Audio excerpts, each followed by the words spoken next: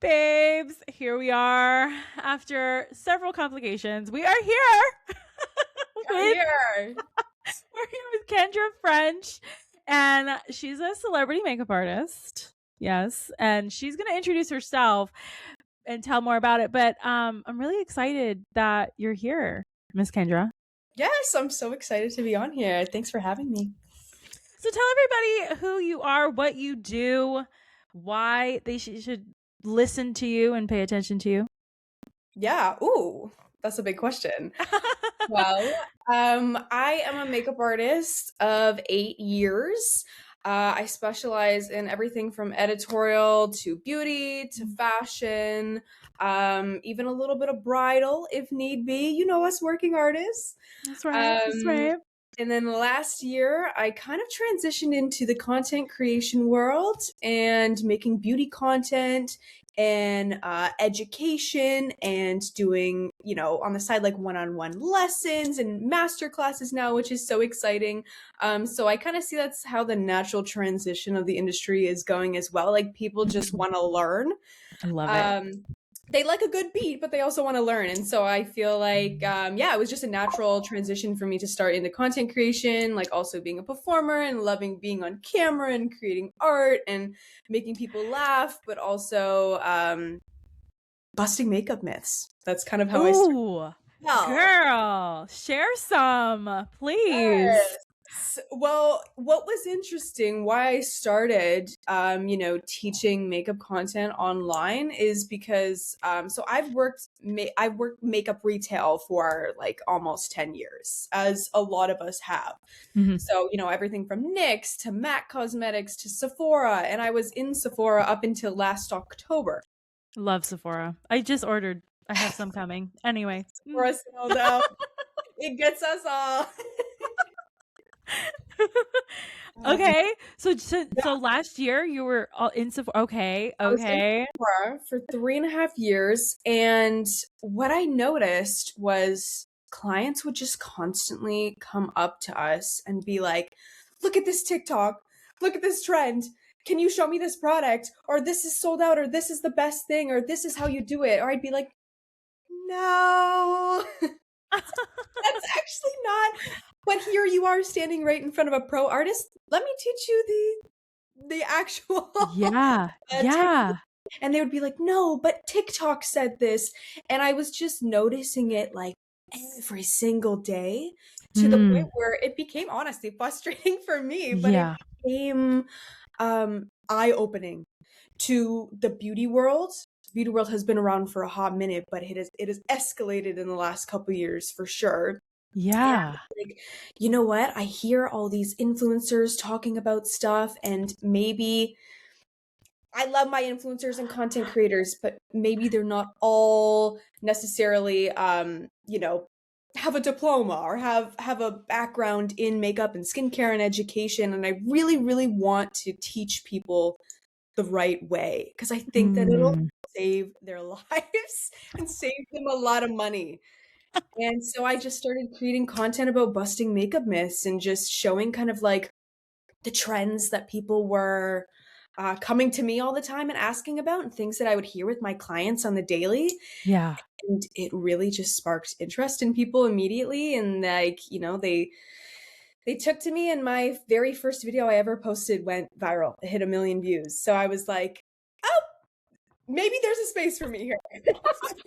Oh, I think I found my niche.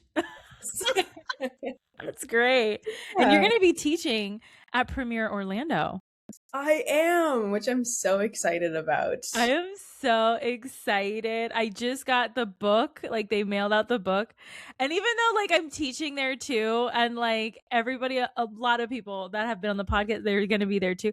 It's always so much fun because you have it and you're like, oh my God, let me open it up. And like, oh, look, there's so-and-so and there's so-and-so. It's so funny. I know. It's going to be so cool. And like even some people have, for reference, I'm from Toronto, so I'm a Canadian going to Orlando. So girl, welcome. I know. I've been before, but not in this sort of aspect. So yeah, it'll be very fun to meet other artists, and I'm How gonna go to some of the exciting. classes. I want to learn. Yeah. Yes, absolutely. Okay, so all right. So when you went viral, did people start noticing you? Like, did they know who you were immediately, or like have you been stopped? Like what? Like, do you know my question? Like in the real world or online? Yeah. Yeah, like in the real world. Did you like go out and about and people are like, "Oh my god, I've seen you on TikTok." Like has that happened? You know what? I'm not gonna gas myself and say that it is happening all the time. I'm still a very small creator in the big Okay. scope of everything, and it's only been a year of creating content. So even the level that I've reached in that small time frame has been so cool and exciting and crazy to navigate. I think I notice some people recognizing me in beauty spaces. That makes the Yes. most sense. Yes. Yes. So I'm definitely I got some eyes on me when I walk into a Sephora, that's for sure. Okay. Okay. That's Just that's the just like I would as well. If I saw an influencer or someone I knew like come into Sephora, because they would come in all the time to our Yeah. location, we'd be Yeah. like, oh my god, is this person like blah blah blah? So it's cool that I kind of get to, Cool. I don't know, be that person for maybe some smaller artists or people that are like looking to start content and Yeah. being like, I'm so inspired by you. You started in the store and now you're here, and Yeah. I think that's awesome. Oh, that's really cool. I like that a lot. Like, Yeah. yeah. Okay. So what's a current struggle that you're going through right now? I mean, we kind of had one this past weekend, I but was we'll gonna say, pass how that. long do you have? How long is this podcast? Let's do it. Let's do it. Just letting it all out there. Current struggle in my industry and career and Personal or professional? Ooh, okay, girl. Let me think. Let me try not to trauma dump. We love trauma. Okay. I got a lot. I think it's been interesting to navigate the social space at the moment. Ooh. Yeah, because I'm still quite new to it Okay. in the aspect of, there's been creators online that have been doing this since like 2010, Yeah. and they know the ropes of it all, and they know how the internet is. But I guess I want to like say as well, the reason why, people were begging me to create content even in the years that I was just a working artist, like Mhm. for 8 years, and my friends would be like, why don't you make tutorials and why don't you do this? And I was like, no, there's nothing that I would bring to the beauty space that hasn't been said already and hasn't been done. The beauty space is so oversaturated. Mhm. And so I stopped myself for a long time from doing that. And it's funny because I heard a quote from somebody way after I started content, and they're like, why were you booing yourself off the stage before you even got on the stage? Oh. And I loved that quote, and it really Yeah. stuck with me. And so to circle back to the struggle is that um, I didn't think that people were going to take me seriously if I started doing content. I think there's a little bit of a misconception with influencers and content creators that they're not real artists. Mhm. Um, and I wanted to be that mysterious, serious artist that was taken seriously, and agencies would Yeah. look at me and look at my work. And if they saw me being silly online, they would be like, oh, we can't work with her. And it's Hmm. funny, it has actually translated to the most opportunities that I've ever had. Yeah. Which is amazing. But going back to the struggle of that, of still just trying to get regular jobs, it's Mm. hard out here. And especially with, I think a lot of people see people with lots of numbers online and lots of views, and people are like, oh my God, your life is so great and it's so amazing. And look at you going to all these events and PR packages. And there's so many great parts to it. But there's a lot of behind the scenes stuff that is a lot of hard work, and it's grueling. Mhm. And in Canada, I found out this very quickly that you actually don't make money on views. You don't make money on, Oh. in the US, you do, but in Canada, Yes. you do not. So it's been interesting to navigate that. kind of the only way you get paid is, brand deals. And so Wow. I'm kind of navigating that space now where it's like, I'm building my platform, all these cool things are happening, but how do I monetize this? Mhm. How do I, now that I quit my job to do this full time, Yeah. how do I make a living? How do I pay my bills being an influencer? Because again, I think a lot of people see influencers and think that they're rich and famous and they have millions of dollars, and that's just Mhm. it's a 1% of people. A lot of us are just working artists, we're pounding the pavement.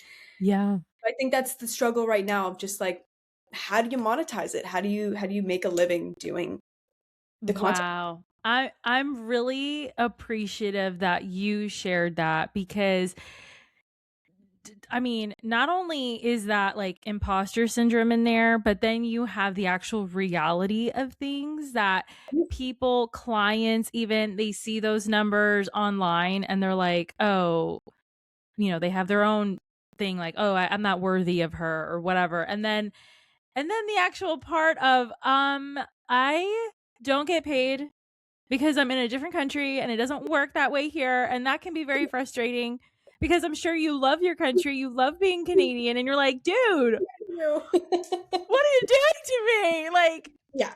And then that you take it is, to that. yeah, like that is super frustrating. So, when are you moving to America? Well, you know what? The opportunity is always open, but it definitely would have to bring that opportunity Yeah. in some sort of way. So Yeah, yeah, yeah. not off limits, but at But the still, moment that's a big thing I'm a anyway. Canadian.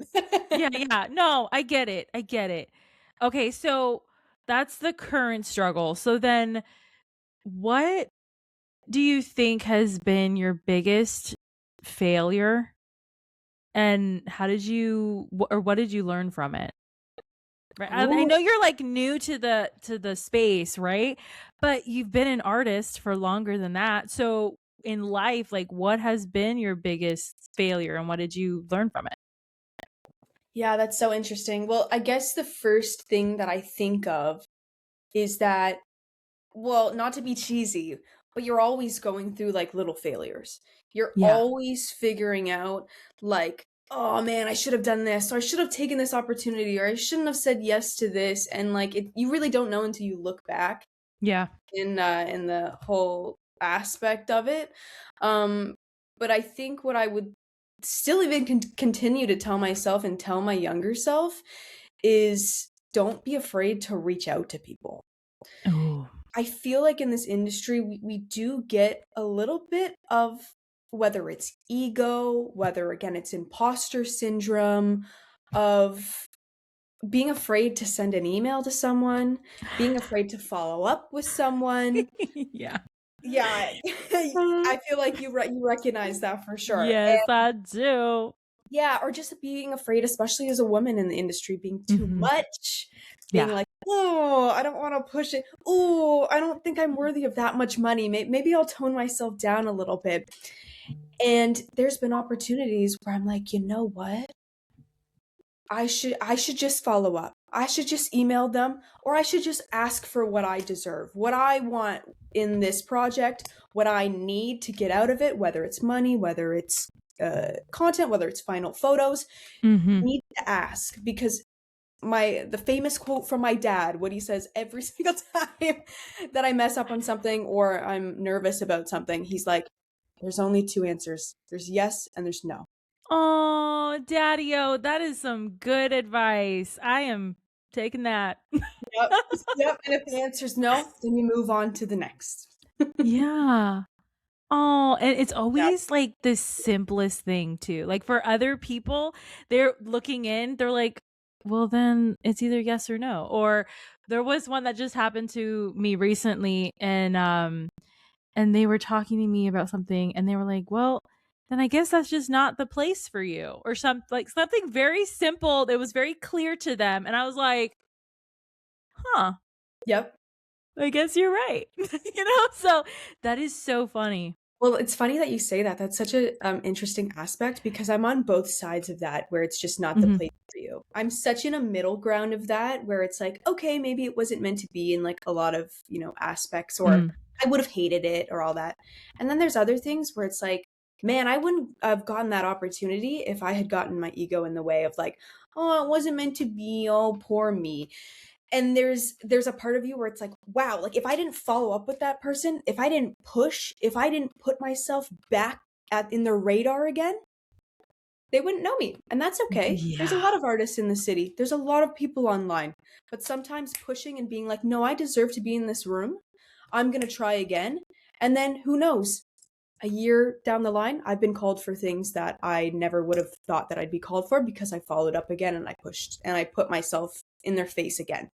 So it is that tough middle ground of accepting the loss and being like, no, I'm gonna try again. I deserve more than this. How many times do you follow up? An email wise? Oh, depends. If I really want a job, I'll say I keep following up until they answer me. Just Yes. give me an answer. Like I want the yes or no, or I I want like, love oh, you it. found someone else, or That's perfect. I love it. Like I put in my emails just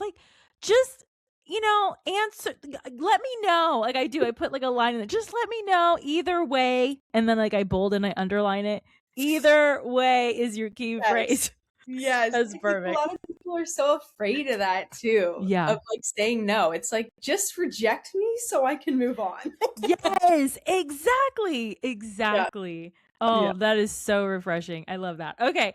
So for the people watching who are maybe like considering trying what you do, right? You mentioned like, how do I tone myself down of asking what I want? How do you determine how much to ask for as far as money goes? Do you pull a number out of a hat? Is there a formula? Do you know?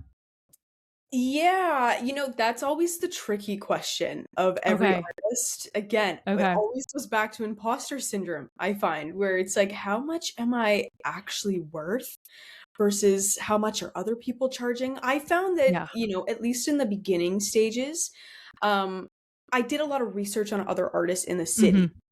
Yeah. Because you can't underprice yourself, but you also can't overprice to a point where you're not getting any clients, right? And Right. of course, it's hard now because we're in a recession, Mhm. and makeup is not a necessity. Makeup is such a special little thing that Yeah.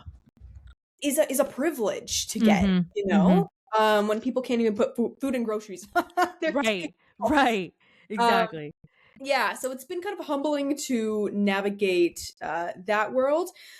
But I would say just starting out and doing research as to what other artists, kind of like finding Mhm. a happy medium in between there.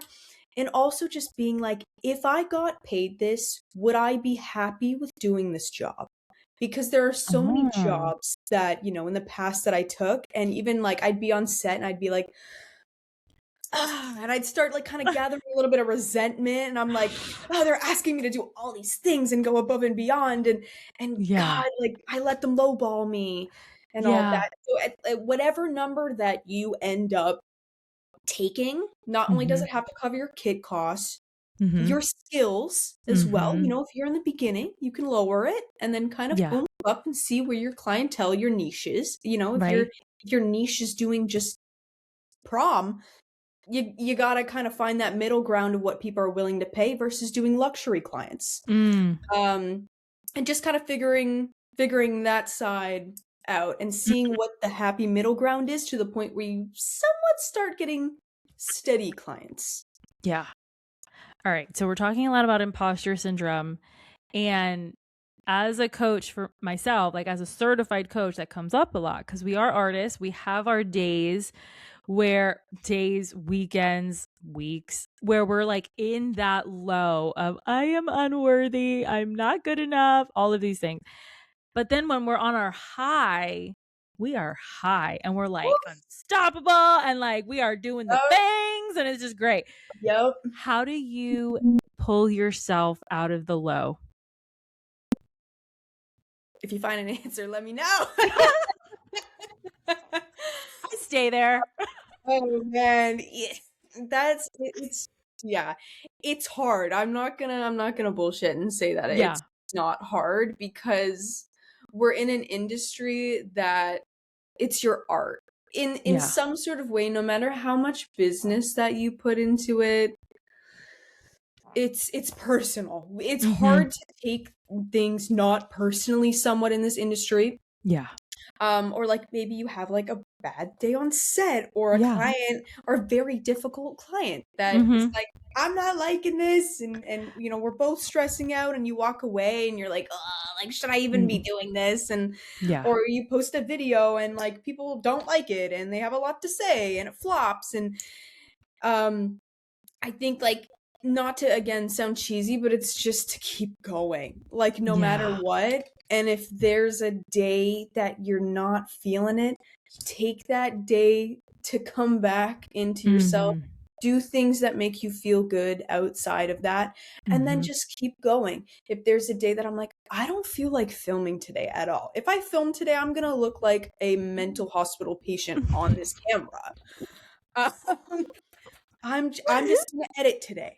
Yeah. I'm gonna do something that's just gonna push me forward a little bit, and Yes. also surrounding myself with other friends and like Yeah. people that are in the industry that are like, nah, girl, like you take your time, you got this, like oomping you up. I feel like that's been such a savior for me right Mm-hmm. now when I Mm-hmm. start questioning myself or questioning what I'm doing. It's just having other friends that are like, man, you're killing it. You are Yeah. doing like so much more than you think that you are. And sometimes you just need good people around you to get you out of that funk. Yes. That outside opinion, that what they're seeing, that we're like so zoned in that we don't see it. Yes. But they're like, oh my God, are you gonna like take a breath? And you're like, what are you talking about? I am. It's fine. Exactly. It's so funny because I'll sit with sometimes my therapist and I'll be like, I don't know. I just like I can't celebrate myself. I'm like I'm always on to the next, next, Yeah. next, next. Yeah. And it's funny because like my friends will come up to me and I'll see them after, you know, a while or I'll bump into someone Mm-hmm. and they're like, do you ever stop? Do you ever Yeah. like do you know what you've accomplished? Yep. And it's like, whoa, really? So sometimes Mm-hmm. you need that, you know, those really good people to re-spark that up for you again. Yes, absolutely. So then what do you do to nourish yourself? Do you have, I'm sure you do, but do you have like no makeup days? Do you just totally go naked? I do. I'm a total catfish. I just rot in my room.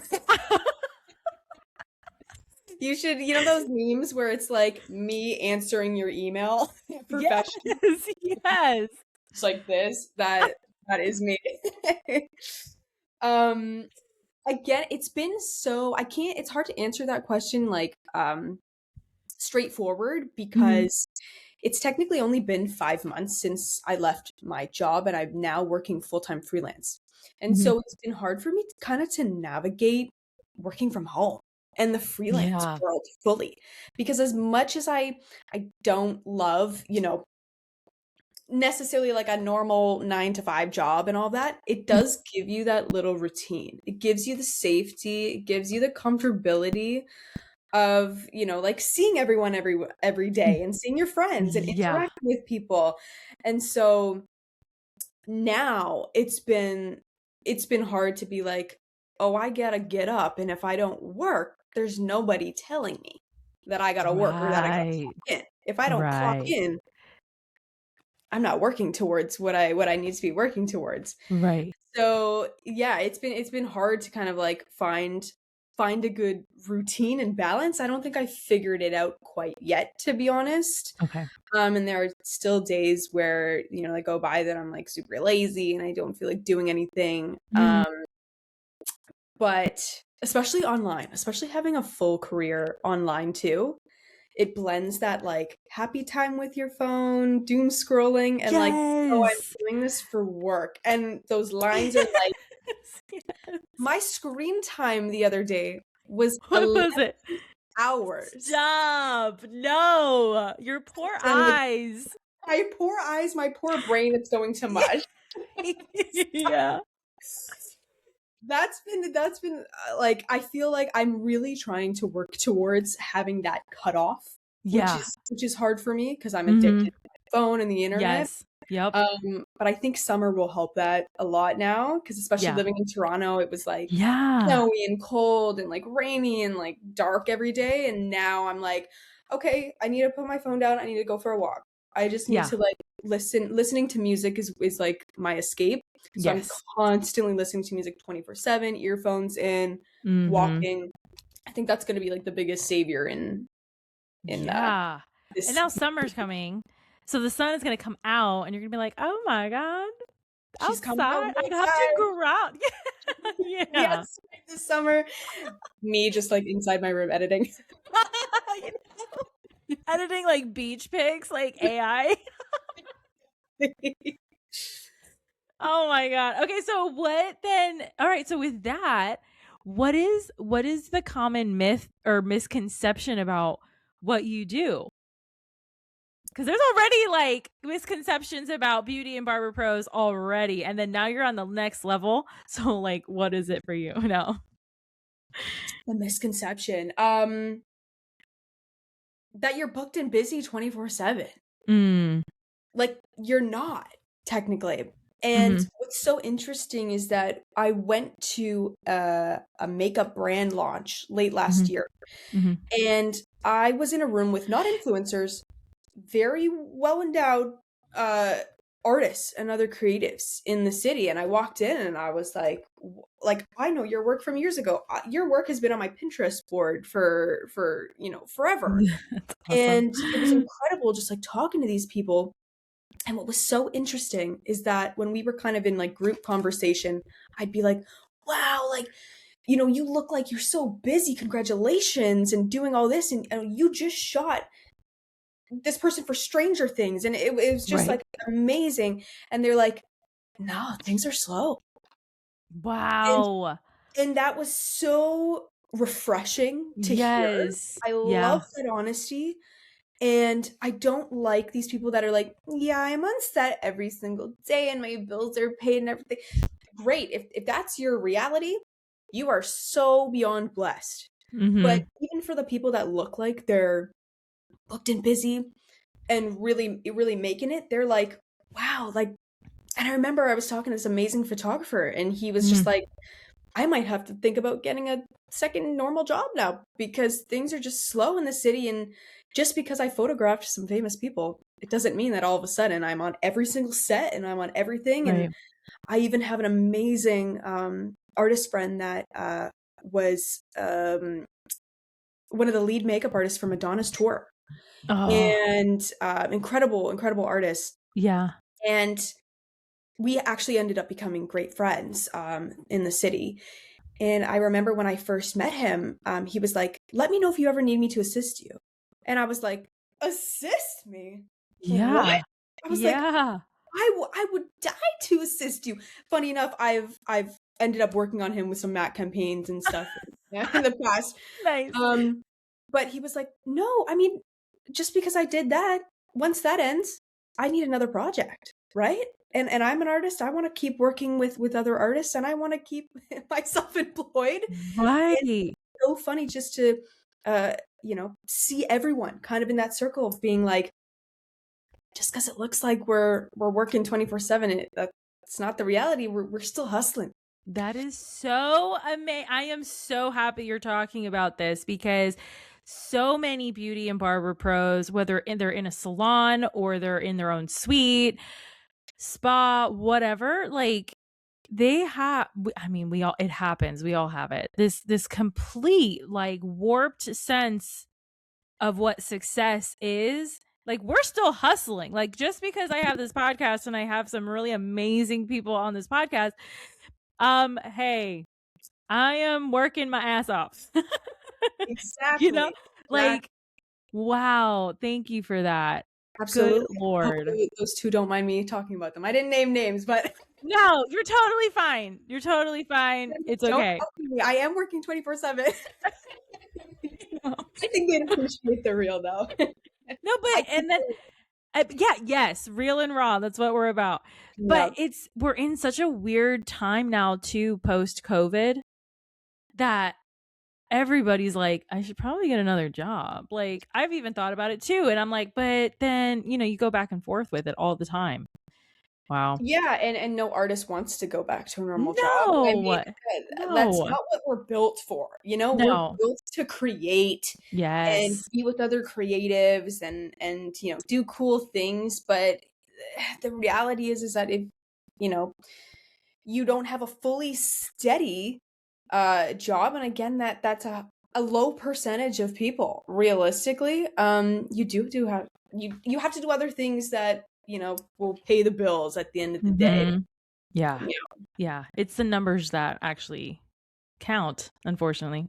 Yeah. So, Yeah. what has been your favorite insult that you've ever gotten that is your driver?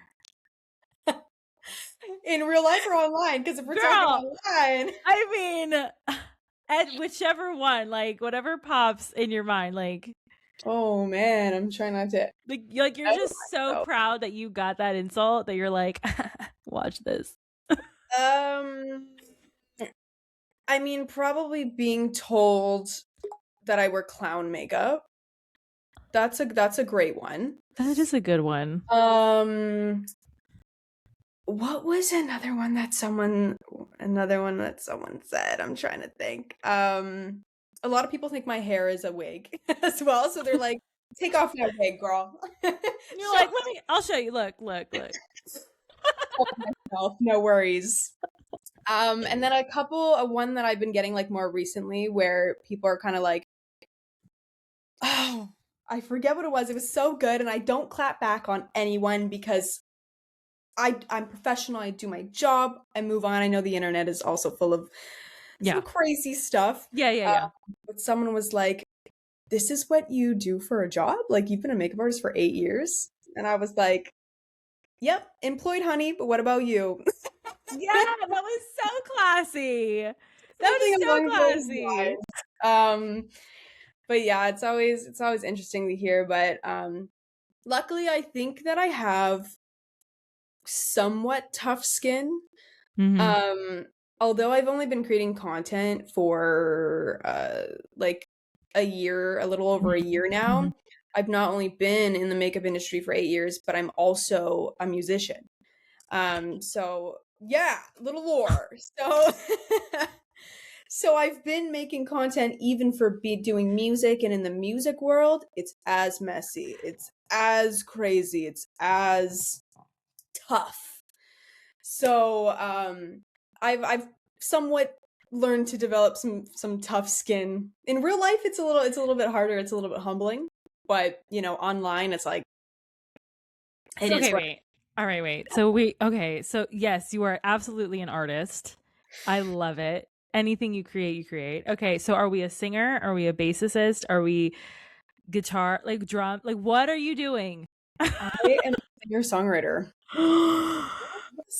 It's funny, I've been doing, that's part of the reason why I started makeup, was because I was like in the theater world for a while. I was performing on stage, I was doing music videos for myself, and I was my own makeup artist, right? Yeah. Like, not because I have to, but I wanted to, and that's how I kind of started, like, just experimenting with weird looks on myself and taking photos and photo shoots and all that.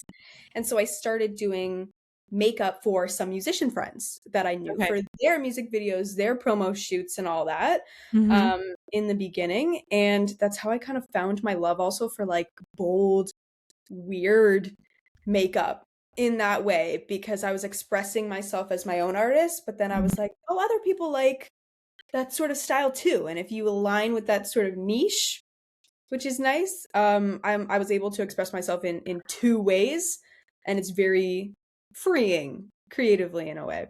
So were you formerly like friends with Cindy Lou Who, and then you're like a rocker chick now? Like, that is what I can't remember her band, but I personally love that band, and that's who you remind me of. Yes, the Pretty Reckless. Like, you know what? I saw her open up for Greta Van Fleet. She was awesome. So okay, so are you in that genre? Or are we like... I'm not, even though everyone thinks that I am. What is your genre? What is your deal? I'm a pop girl. I'm a No pop girl way. through and through. Yeah. So I love a pop with an that. edge. I like to say pop with an Edgy edge. pop. I like it. I Yeah. like it. Okay. Okay, girl. Yeah, but you have to do You multiple have things, to. you You know? have to. Yes, that has been my thing lately. Like, we have so many different interests, right? But they only right now, yeah, you got to do all of it. How else are you going to be fulfilled? exactly. And I feel like a real artist is like, what else can I do to like pour myself into? Because one is Mhm. just not enough. And there are so many people I know where, I connect with other artists and they're all of a sudden like, yeah, I'm a chef. It's like, what? I love finding out people's lore, because I feel like Yeah. you translate that also into your other art. Yeah. Yeah. Okay, so I'm sure you get it all the time, but what do you tell people who are like, I want to do what you do? Like, what do you tell them? Oof. That's a tough question because it just takes a lot of trial and error. Mhm. And I know a lot of people don't want to hear that. And I'm still constantly trialing and erroring Mhm. in little ways. Um, I personally went to college for makeup for Okay, media and creative arts it cool. was a 2-year diploma program. So that's where I started. That's where I got my basics. That's where I got the connects, all of that. It's not always necessary, of course, as a makeup artist. A lot of people have never went to school for makeup. Mhm. Mhm. Um, but what I tell people is, excuse me, the most that I've learned is on set. Mhm. Like, no matter what school has taught me, the most that I've learned is on set with other artists, of them being like, "Oh, don't stand in front of this camera because, the DP is going to get mad at this," or just to let you know, this product is going to look the best on camera, or this has a little bit of flashback. And it's just those little things that seasoned artists have learned over Yeah. and over and over again, or Yeah. even how to deal with people, how to deal with brides, how to deal with Mhm. all of the little things that, because realistically, things are not always going to go to plan. Yeah. Um, and I think the most confidence that I've gotten is by things not going to plan, by things blowing Mm. up, by things not working out. And it's how in those little moments to kind of know how to turn them around. And it takes time. And that's why, to go back to your point, if someone was to start, I'd be like, it takes time. Having a mentor, Mm. co-oping somewhere, assisting on set, reaching out to other artists, building your kit slowly. I know that a lot of people online right now are asking me to make videos on how to build your kit slowly. Like, I'm a new artist, I'm a new makeup artist. How do I start? I don't know where to start. Mhm.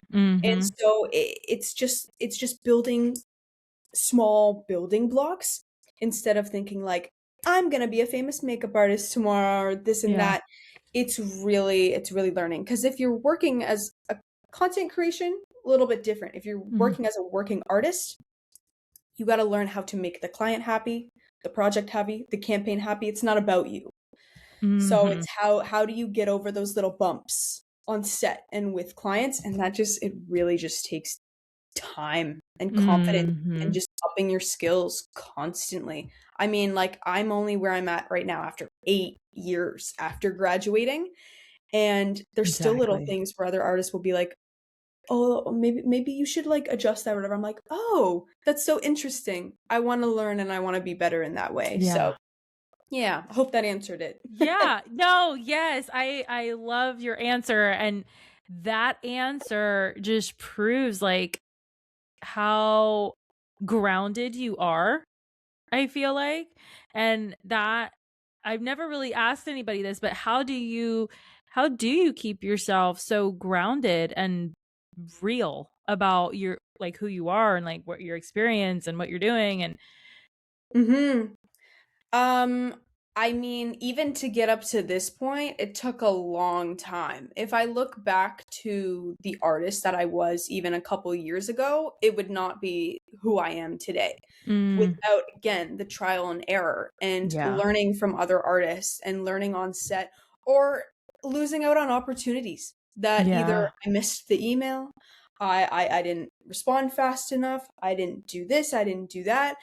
And just looking back and being like, how do I still continue to learn? And that's why even putting myself in situations where I'm at the point now, even still, Mhm. that I like to be the least experienced person in the room. Mhm. I think that that is how you are truly, truly going to learn. And in a weird, twisted way, I almost like being on sets that I'm a little scared of, that I'm a little Mm. cautious of. Because it's great to walk into a room and I love feeling that confidence of being the head artist and I know what I'm doing and I do that day to day. I'm also head artist at a photography studio. So, it becomes a Right. routine. But what really shapes you and humbles you is being on large sets where I'm pinching myself throughout the entire set and I'm keeping cool, calm, and collected, but I'm like, I'm scanning and I'm Freaking learning out. from other people and I'm asking questions and I'm like, oh my God, like, what if I mess up? Like, what if Yeah. I love that because it fuels me to Yeah. be better, but Yeah. it also means that here I am. I deserve to be in this room. That's why I'm here. Mhm. But how do I take these little things that I'm learning from other people and put them into my own career? Mhm. Yeah.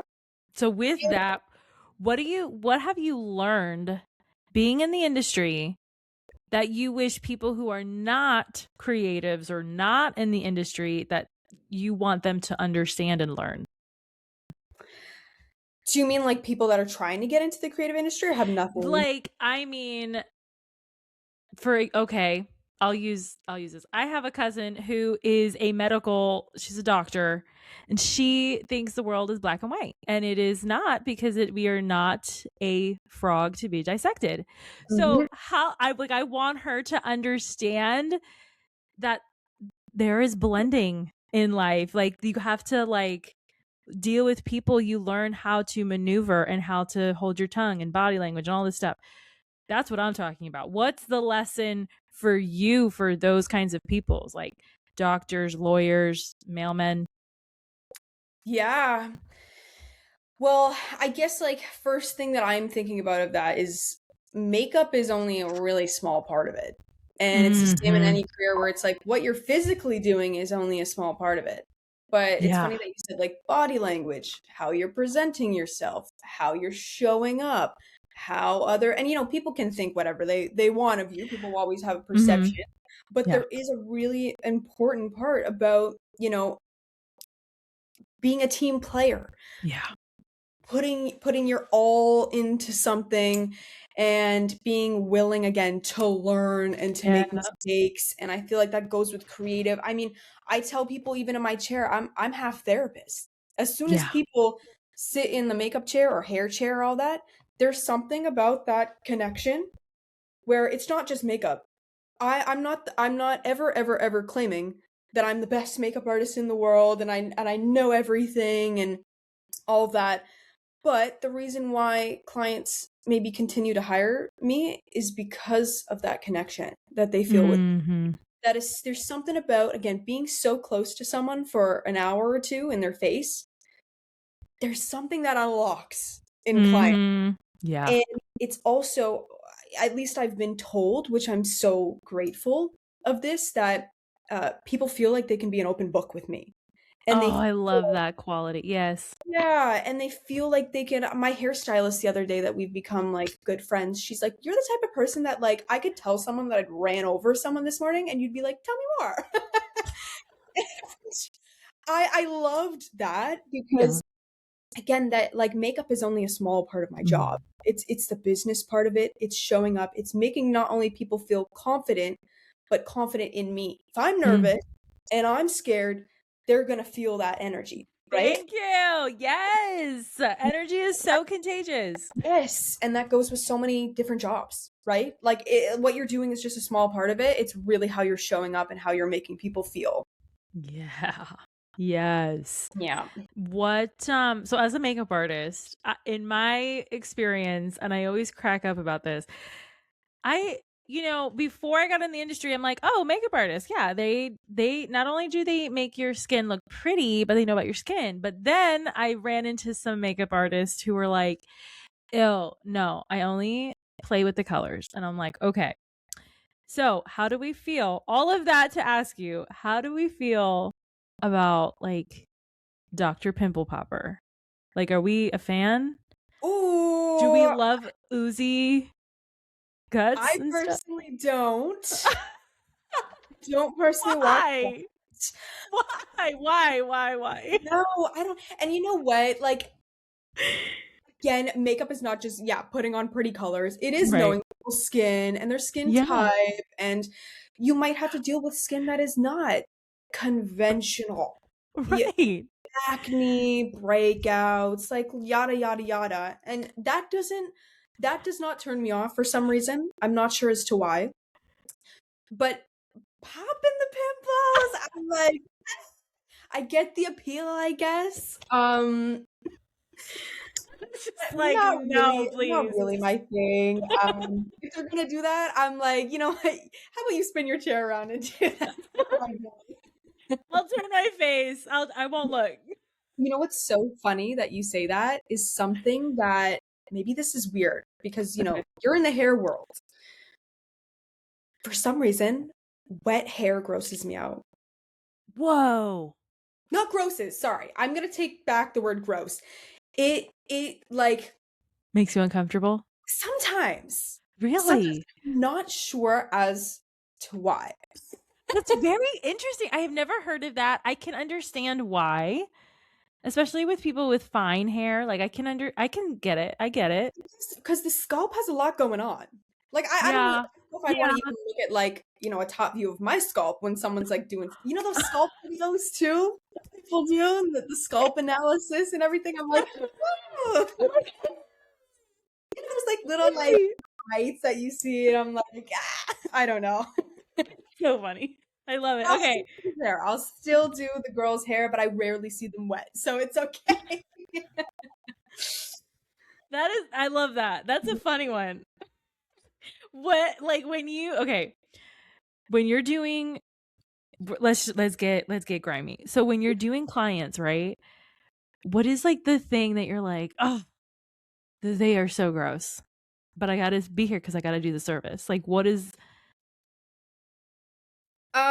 Like they personally are doing something. Yeah. Did they like? Can you tell? Like, oh, this girl smells like her dog, or man, she did not brush her teeth, or like, what are the icks for you? I love you, clients. Before I say this, yes, we love you. This is just, I love you. Real and raw. Absolutely no judgment. The human experience. I wouldn't say it's like an ick. It's just, surprisingly, there's been a lot of clients where sometimes makeup just doesn't sit very well on their skin. Or something's happening with the makeup and the powder's not sitting properly. And, I usually do a consultation before, I start doing the makeup. But there's been a couple clients where I'm like, no matter what I'm doing right now, for some reason, I want to be transparent with you. There's maybe like a patch on your skin that's not taking, or, let me just try to adjust this. And I'm like, what's your skincare routine? And they go, nothing. Oh. I said, no moisturizer? They go, no. I said, did you clean your face today? No, I've never cleaned my face. That's where it becomes a little heartbreaking for me. I don't want to say icky, just... Like when you were explaining it, your eye twitched. Actually, I'm pretty sure. I'm like, what? What? Well, that's probably the visceral reaction. Yeah. Wash your face, man. That, and again, no judgment at all. But there is a lot of education out there, and I think a lot of people think that makeup is a magic. Yeah. Thing. You put the makeup on and you look like Bella Hadid, Yeah. But there's, and a lot of makeup artists will say, I'm not a surgeon. Right. I'm not a dermatologist. Right. But makeup will reflect based on how well that you take care of your skin. I can do a lot in a session, but I cannot revamp your skin in one session. And so I think a lot of clients would benefit also from hearing that, where they're like, okay, well, if I want, you can buy the most expensive foundation in the world. If you're not taking care of your skin, there's nothing I could really help with that. I can wipe it off and give you soap. Yeah. The special, the skincare. Okay. Okay, I had to ask. That was me. That was total side note. Anyways, okay, so time is flying, and I want to ask you this question. Yes. How do people, whether brands or clients, how do they get in contact with you to work with you and connect? Yeah, well, you can find me at I'm everywhere on every social media platform. He's got Instagram, TikTok, YouTube, I'm everywhere. You can find my socials at Kendra French Makeup, or you can email me at kendrafrenchmakeup.com. Love it. We're going to have the correct links in the show notes. Thank you. I'm messing up my own email. Absolutely. So, and then finally, we went over a lot. I feel like. So what is one question that I did not ask, and how would you have answered? Ooh, now I'm playing both roles. Yes. Oh man, a question that I want people to ask me. I mean, I guess I always kind of, going back to not only my clients but my content, is that people are always asking me like, what's your favorite brand, or what's your favorite trend, and all of that. Okay. And I always say, and I like to tell people this too, because a lot of people think that they need to stick with one brand and stick with one this. I think brands do a lot of things very well, and I think there's certain brands in things that they could learn from in that way. So I always tell people, I'm like, pick and choose from brands that you love. And you don't always have to go for the most expensive, although I gotta admit, I'm a little bit of a bougie girl. If you've seen any of my content, I'm a little bit of a bougie girl. Unfortunately, I've gotten that way. But you can make other affordable things work. And through brands sending me PR, I've discovered so many new brands that I have never tried before. Love. Put in my daily routine right now. So don't always go by what's the most trendy online, and what are 5 million people are using and liking. It may not work on your skin. Experiment, try different products, try what works for you. We're constantly doing that as artists too. I'm constantly trying new things in my kit and on myself, and finding new routines. So don't stress yourself out too much. Just find what works for you. I love that. Oh my God. Kendra, thank you for being on the BeautyPro podcast, for being real, for being raw, for being so authentically you. Like, you are perfect. Thank you. Oh, thank you. Stop it. Stop. I wouldn't say the perfect word, but